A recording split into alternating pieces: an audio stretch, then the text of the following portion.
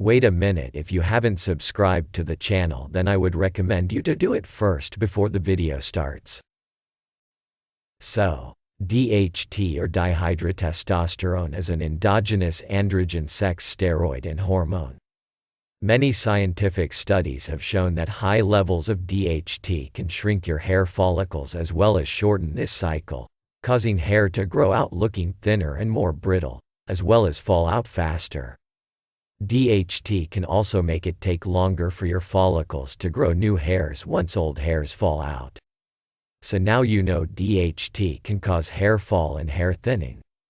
A study done by researchers proves that masturbation elevates the DHT in our body, and subsequently promotes hair loss. 4 endocrinologists in 1976 itself confirmed that masturbation causes an increase in DHT levels. You can also cross-check this with any endocrinologists.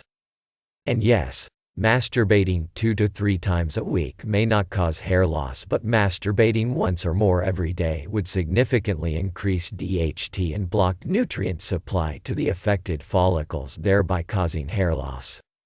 The reason why masturbation and hair loss topic is not so popular in the scientific community is that most of the masturbation effects for long-term were studied on mice, and one may notice hair loss after 6 months or 1 year of excessive masturbation, and unfortunately, no studies were done on humans for a long term regarding this. There are a lot of people who claim that their hairs are growing faster and thicker than ever before. I am also getting this benefit of semen retention. However, I am not gonna say it gonna work for everyone because it is not completely true. It highly depends on your genes and the diet that you're consuming every day. I don't think it's right to support those people who masturbate daily just because they haven't found any scientific evidence that proves that masturbation would not cost their hair. It is better to make them aware before it's too late. If you cannot go 1 semen retention for a month, then at least try it for 1 week, but don't masturbate daily. It will suck your energy and leave you numb.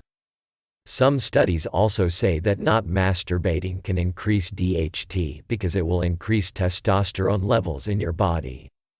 The relationship between testosterone and hair loss is complicated. Testosterone exists in your body in different forms. There's free testosterone that isn't bound to proteins in your body.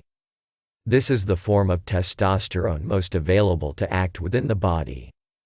Testosterone can also be bound to albumin, a protein in the blood. Most testosterone is bound to sex hormone binding globulin, SHBG, protein and isn't active. If you have a low level of SHBG, you may have a high level of free testosterone in your bloodstream. Dihydrotestosterone, DHT, is made from testosterone by an enzyme. DHT is 5 times more potent than testosterone. DHT is primarily used by the body in the prostate, skin, and hair follicles. It's not the amount of testosterone or DHT that causes baldness, it's the sensitivity of your hair follicles. That sensitivity is determined by genetics. The AR gene makes the receptor on hair follicles that interact with testosterone and DHT. If your receptors are particularly sensitive, they are more easily triggered by even small amounts of DHT, and hair loss occurs more easily as a result. Other genes may also play a part. Age, stress, and other factors can influence whether you experience hair loss. But genes play a significant role, and men who have close male relatives with MPB have a much higher risk of developing MPB themselves. If you are more interested about topics like these, then a sub to the channel would be awesome.